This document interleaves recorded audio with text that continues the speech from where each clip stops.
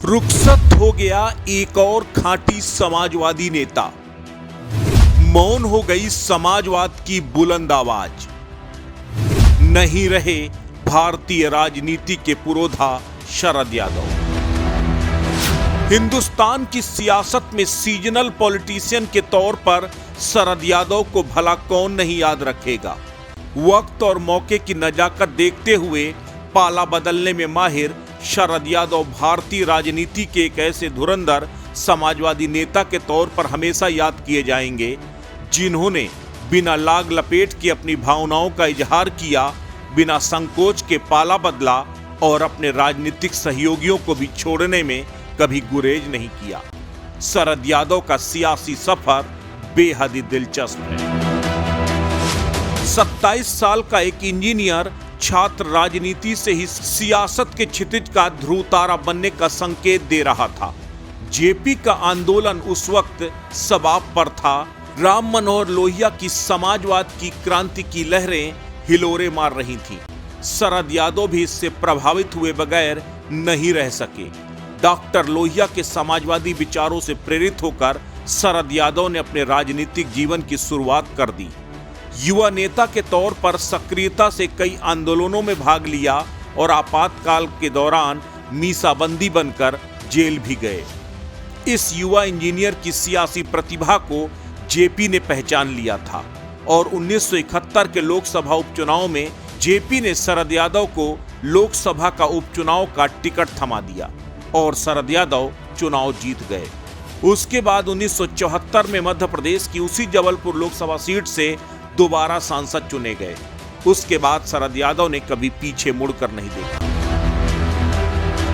देश की सियासत में शरद यादव शायद अकेले ऐसे राजनेता होंगे जिन्होंने 3 राज्यों से लोकसभा का चुनाव जीता हो। मध्य प्रदेश से सियासत का सफर शुरू करने वाले शरद यादव ने उत्तर प्रदेश की बदायूं लोकसभा सीट और बाद में बिहार की मधेपुरा लोकसभा सीट से भी सांसद चुने गए। 3 बार राज्यसभा, 4 बार लोकसभा सीट से सांसद रहे शरद यादव केंद्र की कई सरकारों में मंत्री भी रहे। शरद यादव जनता दल के संस्थापक सदस्यों में से एक थे। 1989-90 में केंद्रीय टेक्सटाइल और फूड प्रोसेसिंग मंत्री भी बनाए गए। 1995 में जनता दल के कार्यकारी अध्यक्ष चुने गए।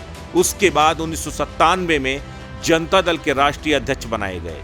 1998 में जॉर्ज फर्नांडिस के सहयोग से जनता दल यूनाइटेड पार्टी बनाई और एनडीए के घटक दलों में शामिल होकर केंद्र सरकार में फिर मंत्री बन गए। 2004 में शरद यादव राज्यसभा गए। 2009 में 7वीं बार सांसद बने, लेकिन 2014 के लोकसभा चुनाव में उन्हें मधेपुरा सीट से हार का सामना करना पड़ा।